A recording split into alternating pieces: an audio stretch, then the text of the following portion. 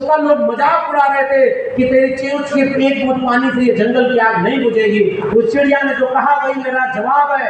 उस चिड़िया ने कहा कि मुझे पता है कि जंगल की इतनी बड़ी आग मेरे चोंच के एक बूंद पानी से नहीं बुझेगी, मगर जब इस आग का इतिहास लिखा जाएगा तो मेरा नाम आग लगाने वालों में नहीं, आग बुझाने वालों में मिलेगा। बहुत बहुत धन्यवाद।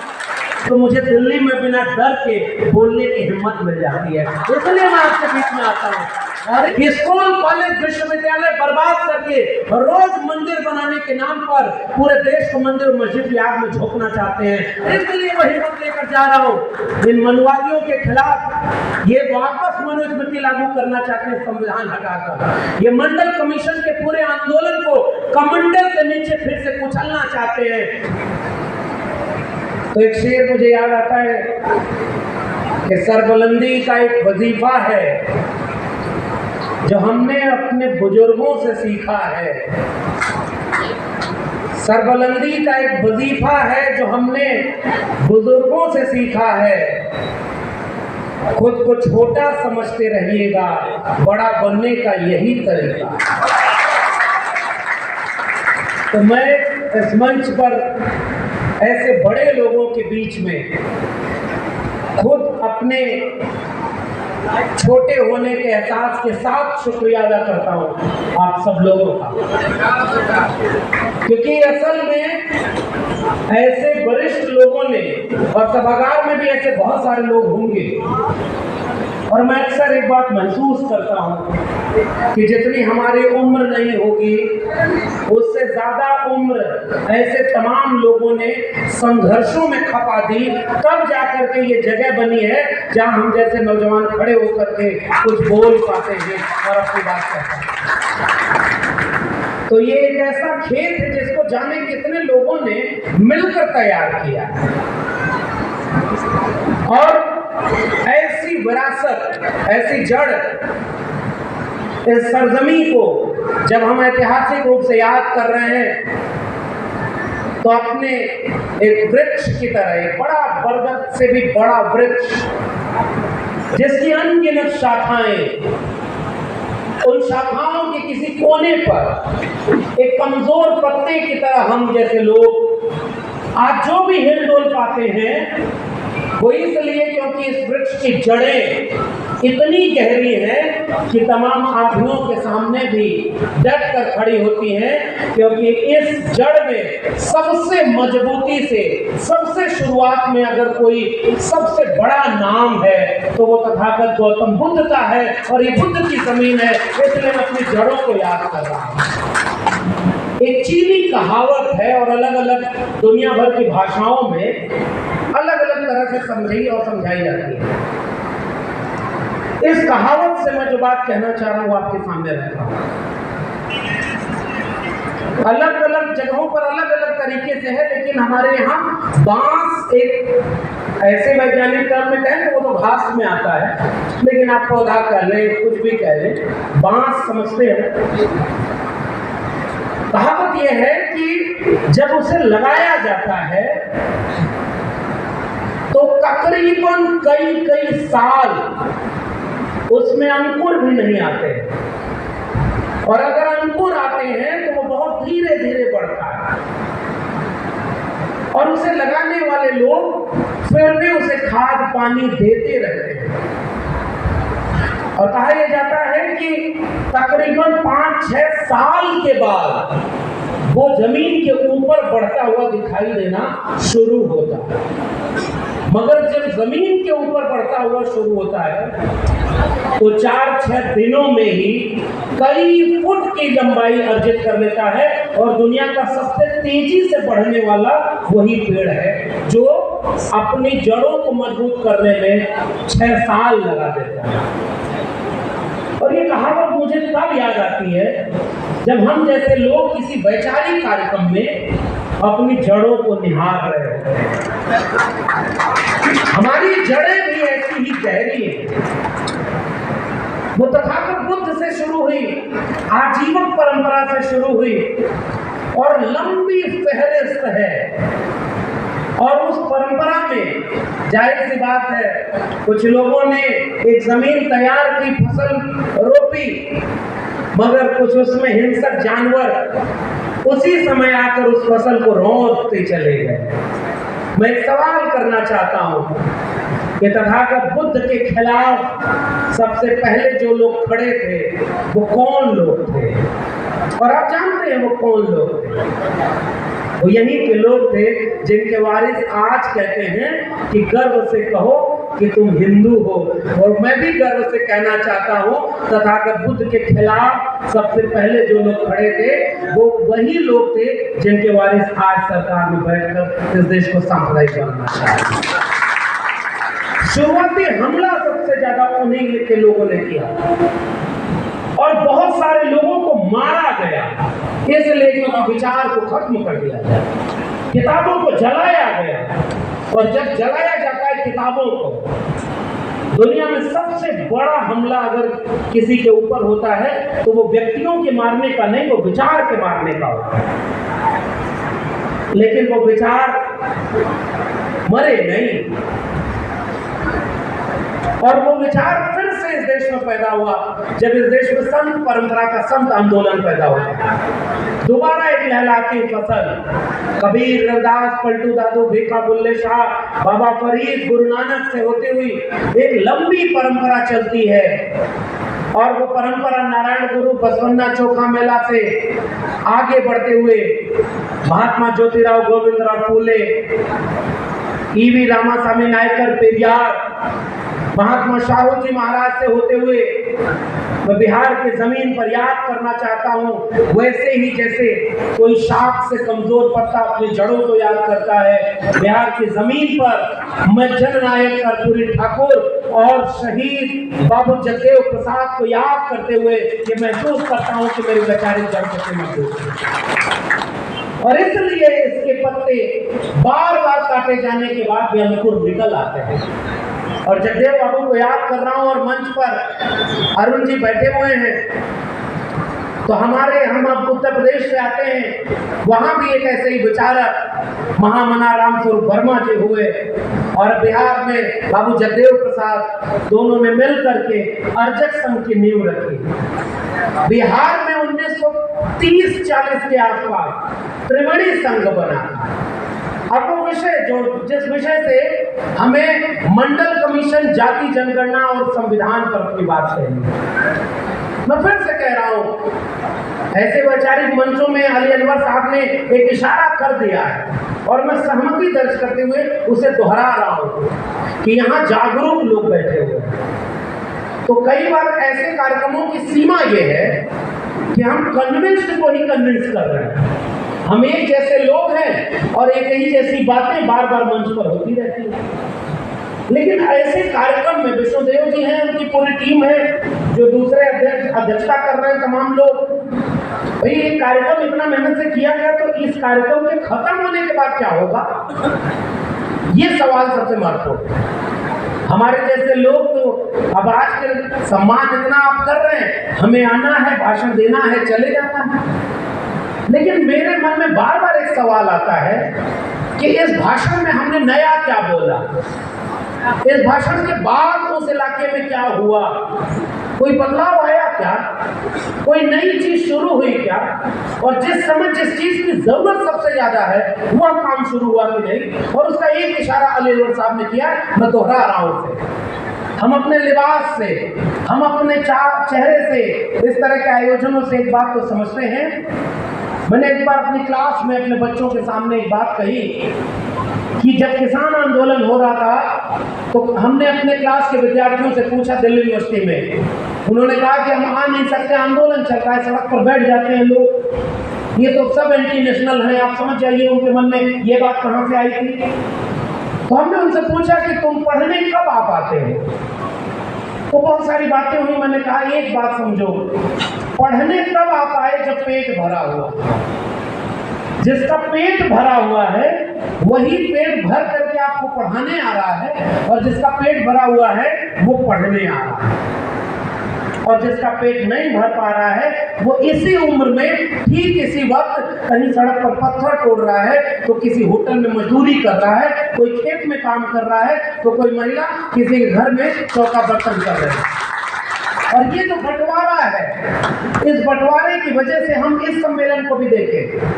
हमारा पेट भरा हुआ है, मैं यहाँ बोल रहा हूँ, आप यहाँ पर सुन रहे हैं, मगर इस सम्मेलन की सफलता तब होगी जब एक भरे पेट वाले जो विचार और कोई एजेंडा लेकर के निकले और उस तक पहुंचे जिसके घर में चूल्हा नहीं जल रहा है। अगर नहीं होता है तो इस कार्यक्रम का कोई मतलब नहीं, क्योंकि हम सारे लोग तो कन्विंस लोग बैठे हुए हैं।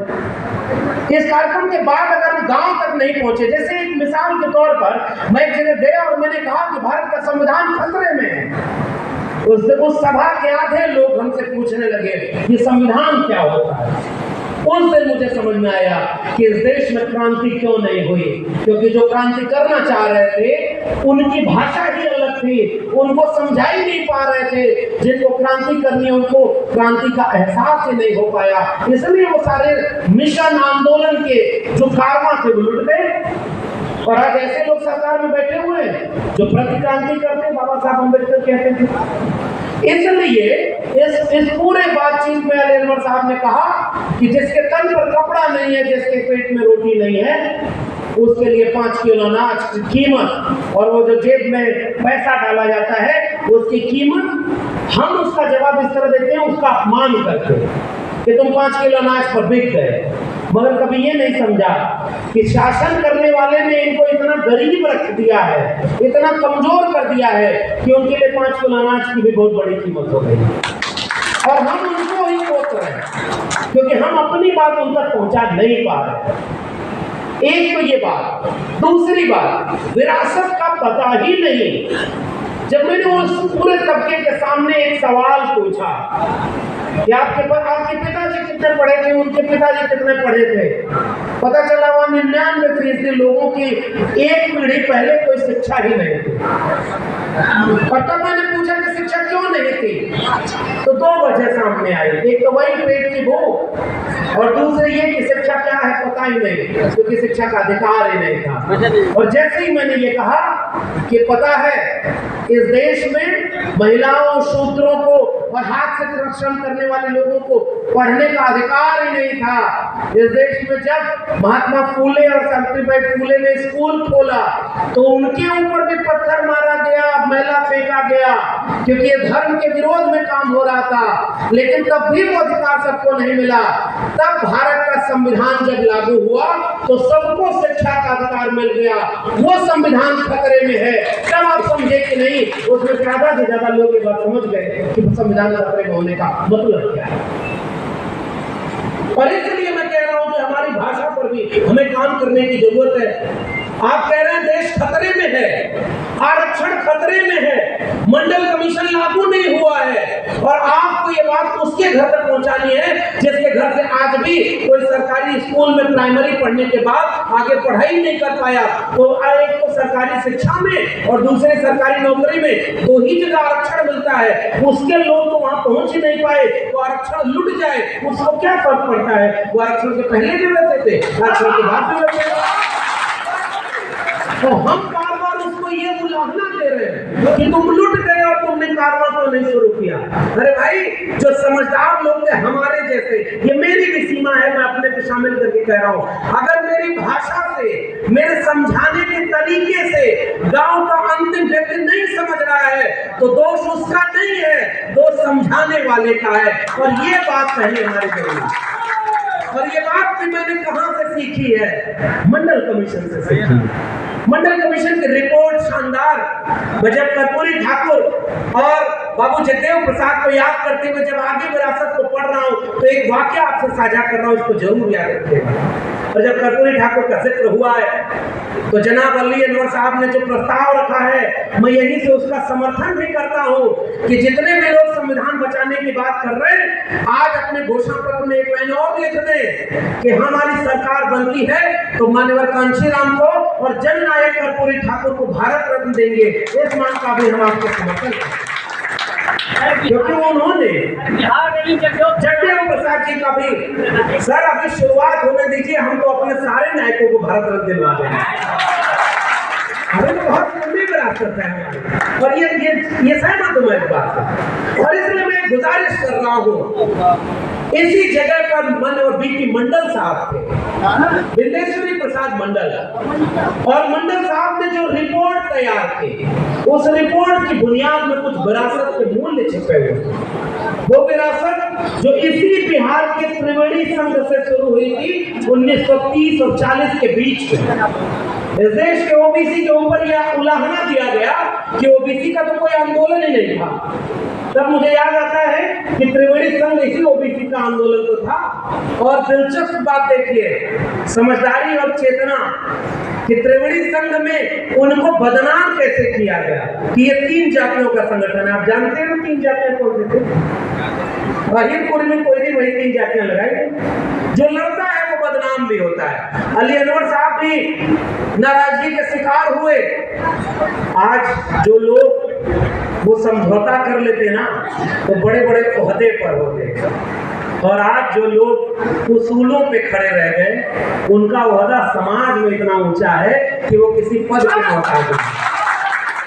और इसलिए उसूलों पर बात होती है। बदनाम किया गया त्रिवेणी संघ को कि 3 जातियों का संगठन था, लेकिन उस त्रिवेणी संघ का मूल्य क्या था कि वो 90% कमेरा लोगों की बात करता था, वो केवल ओबीसी की भी बात नहीं किया।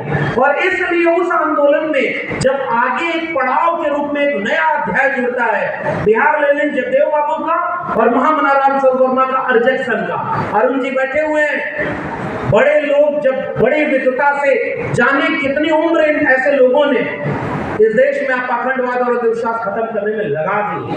ऐसे लोगों के बगल में बैठना, आप फूल माला अगली बार मत लाया करिए, ऐसे लोगों के बगल में बिठा दिया करिए, हमारा यही सम्मान सबसे बड़ा होगा। और उस अर्जक संघ के विरासत में वो सारे मूल्य थे। और अर्जक संघ भी कहने को तो ओबीसी नेतृत्व का था, लेकिन विचार उसमें कौन सा था? हर एक 90% भी कहने को है। जो भी हाथ से श्रम करता है, जो भी वंचित शोषित है, जो कमेरा है, वो सब उसके दायरे में थे। उनकी मुक्ति वैज्ञानिक दृष्टिकोण, मानववाद और ब्राह्मणवाद से मुक्ति के आंदोलन का नाम था अर्जक संघ। ये विरासत हमारे आगे बढ़ती रही। और उसके बाद जब मंडल कमीशन बना तो मंडल कमीशन ने कहा कि आजकल भी कुछ लोग बन गए हैं इस देश के प्रधानमंत्री। जब तक गुजरात के मुख्यमंत्री थे अपनी जाति याद नहीं आई। अली अनवर साहब तो नाम भी ले लिए, मैं तो नाम भी लेना उनका मुनासिब नहीं समझता। समझदार को इशारा ही काफी। और वो इशारा किस बात का है कि जब 2013 में प्रधानमंत्री बनना हुआ तो याद हुआ चुनावी भाषण में कि मैं ओबीसी मां का बेटा हूं। और पता ये चला इतिहास खंगालने पर कि खुद जब मुख्यमंत्री रहे तो उन्होंने अपनी जाति को ओबीसी के लिस्ट में शामिल करा लिया। विरासत ऐसे आगे बढ़ती है। उन्हीं के नक्शे कदम पर उत्तर प्रदेश में एक व्यक्ति मुख्यमंत्री जब बना तो पहला काम किया कि अपने ऊपर जितने मुकदमे थे सब वापस करा लिया। आप सोचिए, यहाँ के लोगों को त्याग पत्र देना पड़ा, इस्तीफा देना पड़ा, और ऐसे ऐसे मुकदमे में उम्र के अंतिम पड़ाव पर भी जेल में डालकर अपमानित किया जा रहा है। हीरा चोरी के आरोप में हमारे लोग जेल में हैं, और हीरा चोर कर भी आज वो कुर्सी पर बैठे हुए हैं। इस बात को भी कहना जरूरी है। और बदनाम करते हो इन लोगों को केवल इसलिए कि वो कमेरा लोग हैं। ठीक ही कहा उन्होंने कल मुंबई की बैठक में, चंद्रयान गया तो अब की आदमी लेके नहीं गया है, लेकिन जब सूरजयान जाए तो 2-4 लोगों को ले जाए ताकि वो इतिहास में अमर हो जाए। और बस मैं इशारा कर रहा हूं, इससे ज्यादा बोलने की जरूरत नहीं है। इस देश में पाखंड और अंधविश्वास को टीवी से लेकर के मुंबई के वैज्ञानिकों की बैठक में ये कहते हुए कि गणेश जी पहली प्लास्टिक सर्जरी है, हम नाली के गैस से चाय बनाते थे, बादल आ गया तो रडार काम करना बंद कर दिया। ऐसा पाखंड का बढ़ावा देने वाले लोग चंद्रयान 3 की सफलता पर खुद टीवी पर लाइव आकर के उसका श्रेय ले रहे हैं। और अगले चुनाव में आपको भी भाषण देते हुए मिल जाएंगे कि वो चंद्रयान उतर नहीं रहा था, यहाँ से वो गए और वहां पर उसको ठीक से उतारा और तब वापस आए, और इसका बड़ा बड़ा होर्डिंग लगाकर प्रचार किया गया। कोरोना में ताली बजवा करके उसने इस देश में मूर्खता का परीक्षण कर लिया। उसने एक बार बोला था कि ताली बजाओ, पूरा देश ताली बजाने लगा। थाली बजाओ, बर्तन तोड़ करके थाली बजाया, और दिवाली मनाओ तो घर फूंक के दिवाली मनाया। उसी दिन इसने तय कर लिया है इस देश की शिक्षा को थोड़ा और बर्बाद कर दो, सरकारी संपत्ति को बेच दो, पूरे देश को प्राइवेट हाथों में बेच दो, फिर भी देखना वो लोग हमें ही चुनेंगे, क्योंकि उसने आपको मानसिक रूप से गुलामी का टेस्ट ले लिया था कोरोना के। तो आज वही हो रहा है। इस देश का सबसे बड़ा अखबार कहने वाला खुद को एक दैनिक जागरण, उसका नाम लेना जरूरी है, क्योंकि गांव कस्बे के लोग आज भी अखबार बहुत पढ़ते हैं। अखबार के पहले पन्ने पर खबर छपी, अभी मुश्किल से एक हफ्ता पहले की बात है, कि फिर से भारत ने सर्जिकल स्ट्राइक कर दिया है और खुश करके उनको मार दिया। ये गनीमत है कि भारत की सेना ने उसी दिन खंडन किया और कहा कि माफी मांगो। अगले दिन अखबार में कोई माफी नहीं आई। पता है क्यों? क्योंकि उनका झूठ तब तक गांव-गांव फैल चुका है, और हमारे लोगों को शिक्षा तो मिली नहीं, जागरूकता तो मिली नहीं। ये देश वही है जहां सोशल मीडिया नहीं था तो 90 के दशक में गणेश की मूर्तियां दूध पीने लगी और पूरे देश के लोग दूध पिलाने लगे। आजकल प्यास नहीं लगती क्या? आजकल क्यों नहीं जाते? क्योंकि वो एक दौर का पाखंड था, चला गया।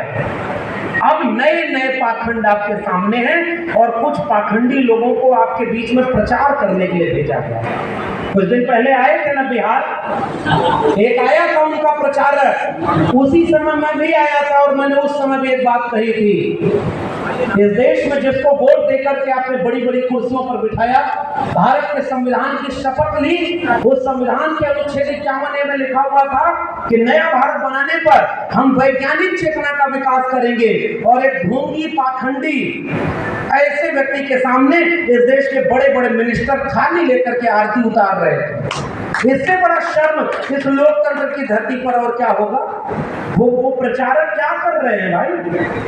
उन प्रचारकों को काम दिया गया है, चुनाव आने वाला है, चुनाव आने वाला है, तो देखो हम अपना काम करेंगे कि रक्षाबंधन पर 200 रुपया सिलेंडर की कीमत घटाएंगे, और उसके बाद भी बोर्ड लगवा देंगे, थैंक यू फलाने जी।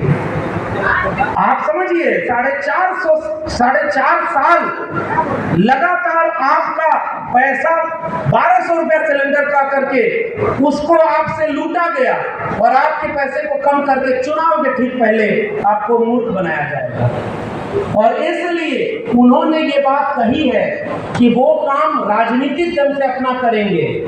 उनका जो प्रचार के दूसरे संगठन बने हुए हैं, जैसे आरएसएस का राजनीतिक संगठन का नाम है भारतीय जनता पार्टी, वैसे ही भारतीय जनता पार्टी के सबसे पहली पंक्ति के प्रचारकों का नाम है ईडी और सीबीआई। किसी भी राज्य में चुनाव होता है तो पहले जो प्रचारक भेजे जाते हैं वो पार्टी से नहीं होते, वो आनुषंगिक संगठनों से होते हैं। तो पहले ईडी भेजी जाती है, फिर सीबीआई जाती है, फिर उसके बाद दूसरा कोई संस्थान जाता है, उसके बाद कोई बाबा भेजा जाता है, जो बाबा अपने धर्म का प्रचार करते करते आखिरी में एक वाक्य बोलता है कि इस देश का संविधान बदलना है और इसे हिंदू राष्ट्र बनाना है। आप एक बात सोच कर देखें कि धर्म का प्रचार करने के लिए ऐसे बाबाओं को इजाजत भी वही भारत का संविधान देता है। अरे मूर्खों, अगर वो संविधान बदल दोगे तो किस अधिकार से अपने धर्म का प्रचार करोगे? ये भी बात तुमको समझ नहीं आती। और ऐसे वक्त में जब इस देश का संविधान बदलने की बात की जा रही है, और सबसे बड़ा खतरा क्या है कि पहले ये बात कोई दोयम दर्जे का नेता बोला करता था, कोई बाबा बोला करता था।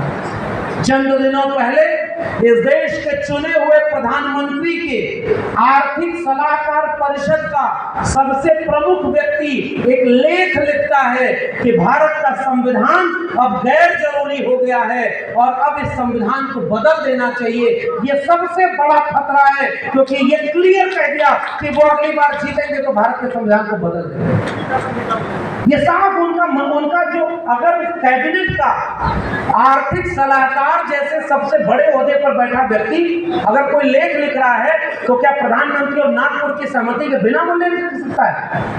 अरे जिसकी कैबिनेट में बड़े बड़े कैबिनेट मंत्री अपनी मर्जी से कोई अपना पीएस नहीं रख पाते, वो उतना बड़ा लेख लिख लेगा। इसका मतलब केवल ये है कि एजेंडा उनका तैयार है, उनका एजेंडा क्लियर है, वो इस देश के संविधान को बदलना चाहते हैं। मैं तो याद करता हूं अपने पुरखों को, बाबा साहब डॉक्टर भीमराव अंबेडकर जाने कितना मेहनत करके जिस संविधान से संतुष्ट भी वो नहीं थे अंततः, और उन्होंने कहा भी, चेतावनी भी दे दी थी कि किसी भी देश का संविधान कितना भी अच्छा क्यों ना हो, अगर उसे लागू करने वाले लोग ठीक नहीं हुए तो वो कागज का पुलिंदा मात्र रह जाएगा।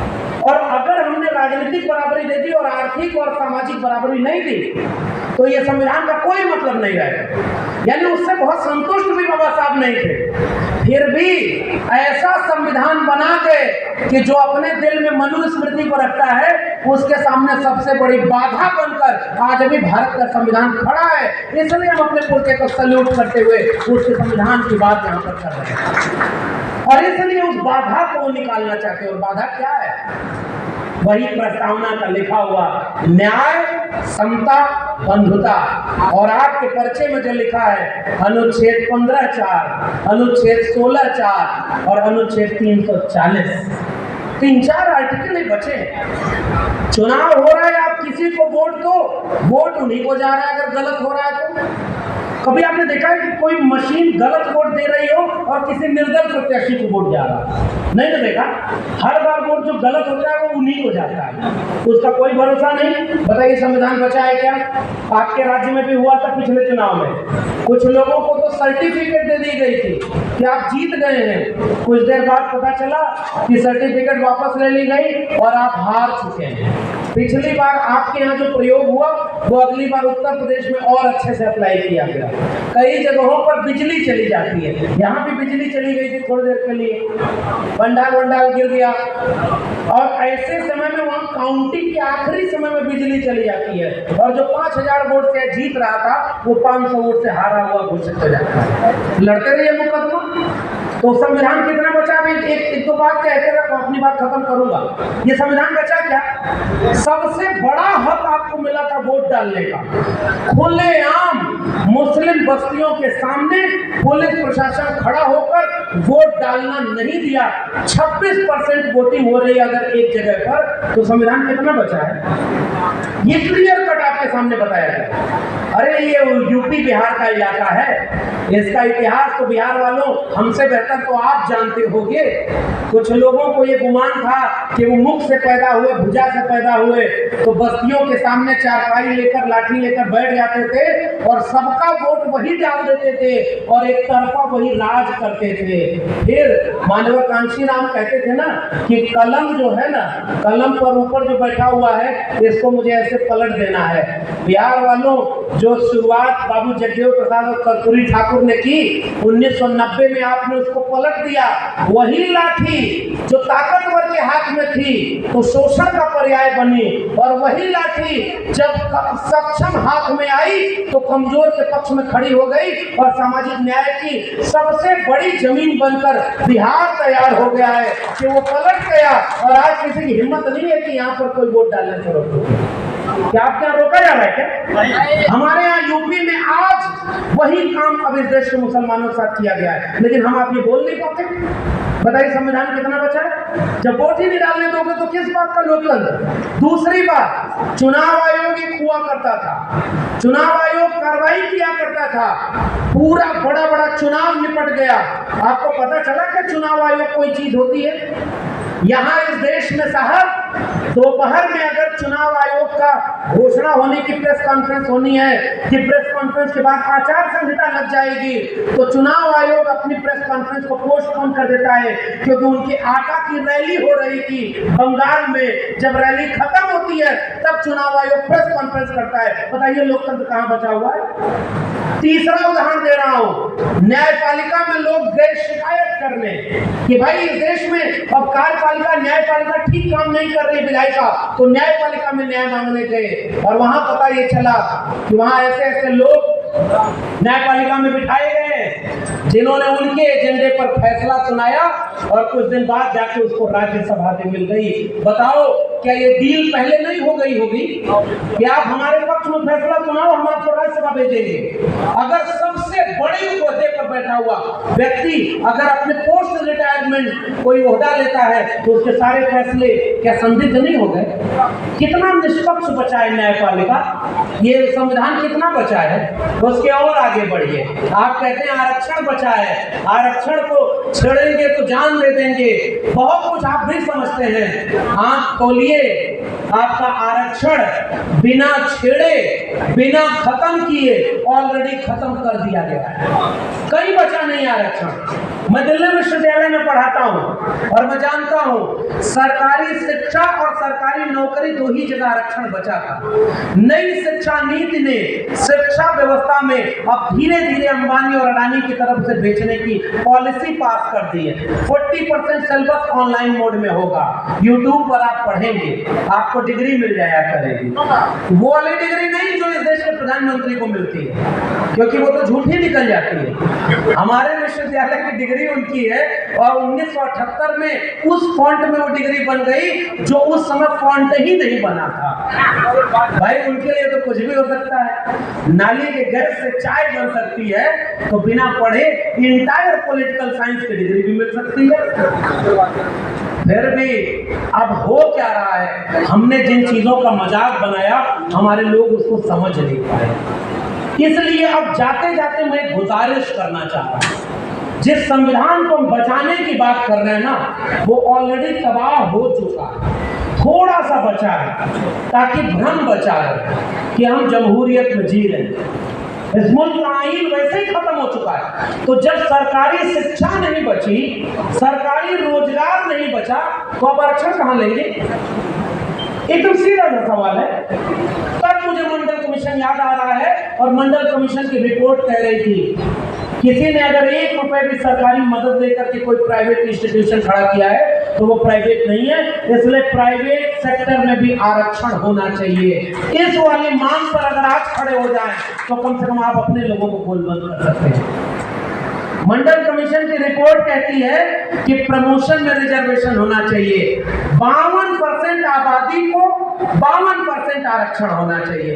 एक बात आप अगर इसे आसान भाषा में जनता तक ले जाया जाए, एक सवाल पर हम और अली अनवर साहब आते समय बहुत गंभीरता से चर्चा कर रहे थे। हम कुछ लोग ऊपर ऊपर चीजों को मैनेज करते रह गए, समझाते रह गए, और वो आया वही जो अरुण साहब कह रहे थे, शिकारी आया, जाल बिछाया, दाना डाला और वो सारे पक्षियों को कैद कर ले गया।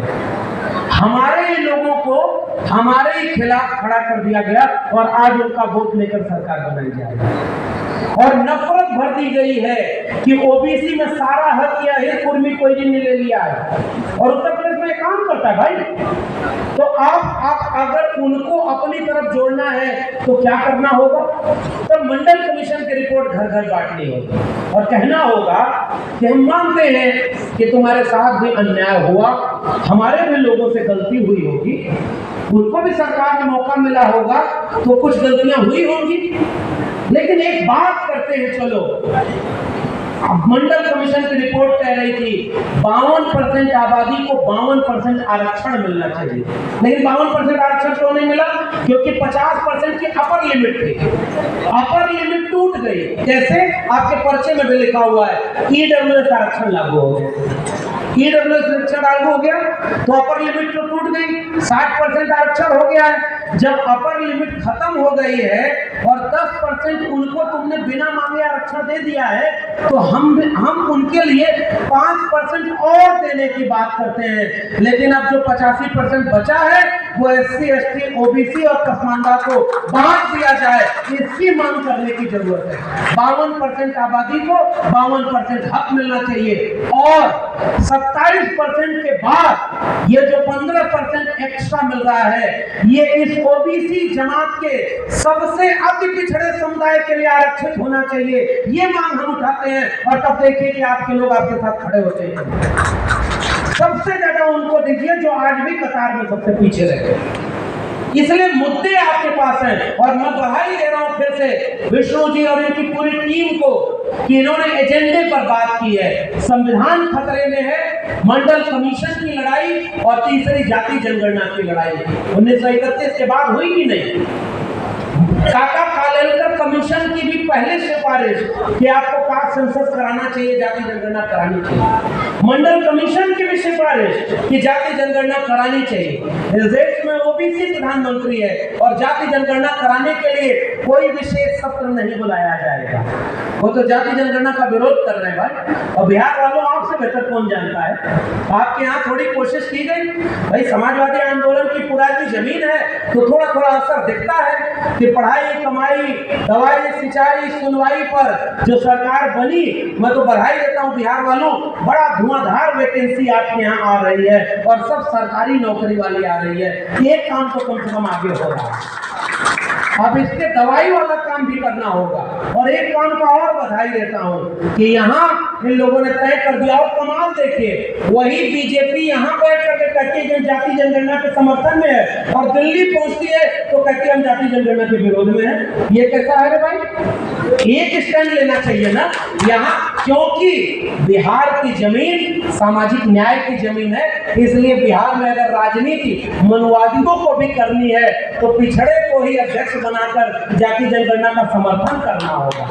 यह आपकी ताकत है, इसलिए मैं आपको बधाई दे रहा हूं। लेकिन वो ताकत कमजोर मत होने दीजिए, क्योंकि पिछड़े को इसलिए प्रदेश अध्यक्ष बनाया जाता है क्योंकि जंगल की लकड़ियों को कुल्हाड़ी को दिखाकर समझाया जा रहा है कि कुल्हाड़ी का साथ दो, क्योंकि कुल्हाड़ी में लगी बेट तो तुम्हारी जाति की है, तुम्हारी जाति की है। और जंगल की लकड़ियों ने कुल्हाड़ी का साथ दिया और कटते कटते फिर मौका ही नहीं बचा कि वो सब पहचान पाए। इसलिए वक्त बहुत हो गया है। मैं जानता हूँ कोई हनुमान बनेगा, कोई राम बनेगा, कोई कुछ बन रहा है आपके यहाँ। हमारे यहाँ आइए देखिए बुलडोजर चल रहा है और हमारे यहाँ भी कुछ लोग नाराज हो जा रहे हैं। घर में झगड़ा हो तो बाहर जाकर जहर नहीं पिया जाएगा। और हमारे लोग आपस में झगड़ा हो रहा है तो उनके साथ खड़े हो जा रहे हैं जो उनको भी बर्बाद करेंगे। लेकिन पहले जिसको बर्बाद करेंगे जो लड़ रहा है, तो जब इसको मार लेंगे तो फिर अगला नंबर उसका आएगा, सबका नंबर आएगा।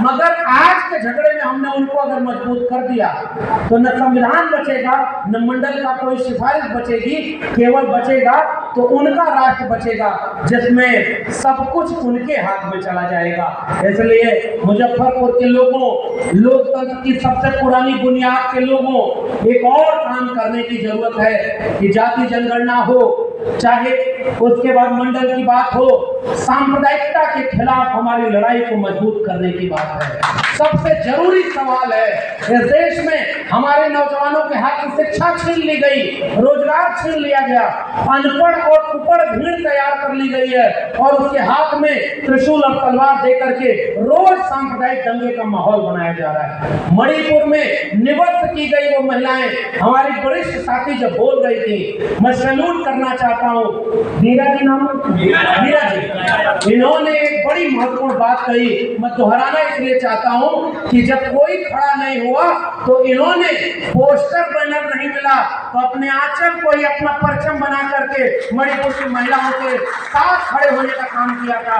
मैं सलाम करता हूँ, यह भी बिहार में संभव है। और इसलिए जाते जाते गुजारिश कर रहा हूँ, चारों तरफ आग लगा दी गई और इस आग में सब जल रहे हैं। हम थोड़े से वे लोग हैं जिन पर अभी आंच महसूस नहीं हो रही है, इसलिए हम यहाँ खड़े हैं। जो जल रहा है वो इस समय कहीं और बैठा होगा, इसलिए जिम्मेदारी हमारे ऊपर ज्यादा है। त्रिशूल और तलवार का मुकाबला अगर कोई करेगा तो वो कलम और किताब ही कर सकती है। इसलिए जिनको मौका मिला है कलम और किताब पकड़ने का, समझने का, लिखने पढ़ने बोलने का और आगे लोगों को समझाने का, हमने लाभ लिया है मंडल कमीशन का, हमने लाभ लिया है भारत के संविधान का, हमने लाभ लिया है बिरसा, फूले, अंबेडकर, पेरियार के बलिदान का, हमने लाभ लिया है कर्पूरी ठाकुर की गालियों के और बाबू जगदेव प्रसाद के शहीद हो जाने के बाद बने हुए भारत का, तो हमारी जिम्मेदारी भी है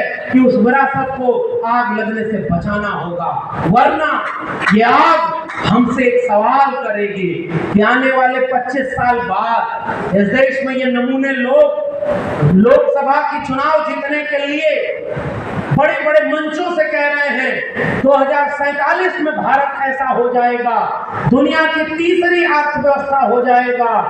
याद करना, घर घर पहुंचना, आप किसी को वोट दो, किसी पार्टी के हो, आपस का मतभेद भुलाकर मेरा मानना है एक गुजारिश जरूर कहना, आप किसी को वोट दो चलेगा, मगर उनको वोट मत दे देना जो संविधान को बदलकर इस देश में मनुस्मृति लागू करना चाहते हैं, और उसकी पहचान बताओ ताकि उनको पहचानने में हमारे लोग जगह जमीन गिरवी रख करके, कभी एक जमाने में लोग अपने बच्चों को पढ़ाया करते थे, गहने गिरवी रख करके माताओं ने बच्चों को शिक्षा दिलाई, जमीन गिरवी रख करके लोगों ने बच्चों को पढ़ाया, और आज 5 किलो अनाज पर गिरवी रख दिया अपने बच्चों की शिक्षा और रोजगार को।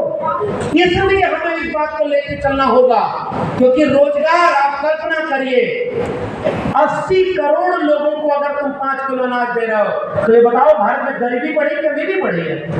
ऑक्सफैम की रिपोर्ट कह रही है 1% लोगों के पास 40% संपत्ति का कब्जा हो गया, 3% लोग 50% संपत्ति कब्जा किए हुए हैं, और 90% लोगों को केवल 3-4% पर गुजारा करना पड़ रहा है। एक ऐसा भारत अब बनेगा जिसमें थोड़े से लोग बचेंगे, जिनको बैंक बेच दिया जाएगा, रेल बेच दिया जाएगा, शिक्षा बेच दी जाएगी, सब कुछ बेच दिया जाएगा, वही मनुस्मृति वाला भारत बचेगा, और बाकी पूरा तबका मजदूर बनेगा, किसान भी नहीं बचेगा। मुझे प्रेमचंद की कहानी पूस की रात का हल्कू याद आता है कि वो जब किसान से मजदूर बन गया तो केवल इसलिए खुश हो गया कि अब मुझे ठंडी की रात में अपने खेत की पहरेदारी नहीं करनी पड़ेगी, मगर बाद में उस हल्कू को समझ में आया कि वो जमीन का टुकड़ा जब तक बचा था तब तक वो किसान था, और जब किसी मिल का मजदूर बन गया तो वो गुलाम बन गया है। उस गुलामी को हमारे सामने आने से रोकना होगा।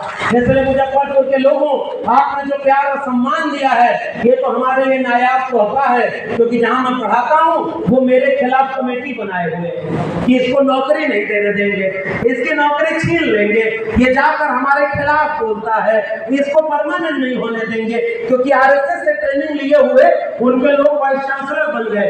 अली अकबर साहब से भी बात हो रही थी, जिन्होंने अपने जमीन को गिरवी रख दिया उसको बड़े बड़े ओहदे मिल गए, मगर मैंने भी ये सोचा जब अपने विरासत को पढ़ा, और अरुण जी बैठे हुए उनके सामने कबूल करते हुए कह रहा हूं, हम भी झुक गए होते अगर हम अपनी विरासत को नहीं पढ़े होते, मगर जब जब मुझे कबीर याद आते हैं, जब जब मुझे अरिजीत सिंह याद आता है, जब जब बाबू जगदेव प्रसाद याद आते हैं, जब जब रामस्वरूप वर्मा याद आते हैं, जब जब कर्पूरी ठाकुर याद आते हैं, तो लगता है कि ये सारे लोग अगर बिक गए होते तो हमारा तो वजूद ही नहीं होता। इसलिए रुकना और जितना से हम खड़े रहेंगे और इन मनमानियों के खिलाफ आखिरी दम तक लड़ाई लड़ेंगे, केवल इसलिए क्योंकि जंगल में आग लगी तो एक चिड़िया अपनी चोंच से आग पर पानी डाल रही थी। इस कहानी के मजमून को गांव-गांव पहुंचाइएगा और लड़ने वालों की हिम्मत बनिएगा। जो इस कार्यक्रम को करने में 1-1 रुपया जुटाया हो, या गांव में जाकर एक पर्चा, अभी अरुण साहब एक कैलेंडर बांट रहे थे, इस कैलेंडर को देखिए, उसमें विचार लिखा हुआ है, जो लड़े उसकी हिम्मत बनिए। आप यहाँ सम्मानित करते हैं तो मुझे दिल्ली में बिना डर के बोलने की हिम्मत मिल जाती है, इसलिए मैं आपके बीच में आता हूँ और इसलिए वही हिम्मत लेकर जा रहा हूँ। इन मनवादियों के खिलाफ ये वापस मनुस्मृति लागू करना चाहते हैं, संविधान हटाकर ये मंडल कमीशन के पूरे आंदोलन को कमंडल के नीचे फिर से कुचलना चाहते हैं। स्कूल, कॉलेज, विश्वविद्यालय बर्बाद करके रोज मंदिर बनाने के नाम पर पूरे देश को मंदिर मस्जिद की आग में झोंकना चाहते हैं। मैं एक अदना सा व्यक्ति इस देश में भारत के संविधान और मंडल कमीशन की पैदाइश एक वादा करके जा रहा हूँ कि वो जंगल की चिड़िया ने जब उसका लोग मजाक उड़ा रहे थे कि तेरी चोंच के एक बूंद पानी से ये जंगल की आग नहीं बुझेगी, उस चिड़िया ने जो कहा वही मेरा जवाब है। उस चिड़िया ने कहा कि मुझे पता है कि जंगल की इतनी बड़ी आग मेरे चोंच के एक बूंद पानी से नहीं बुझेगी, मगर जब इस आग का इतिहास लिखा जाएगा तो मेरा नाम आग लगाने वालों में नहीं आग बुझाने वालों में शामिल होगा। बहुत बहुत धन्यवाद।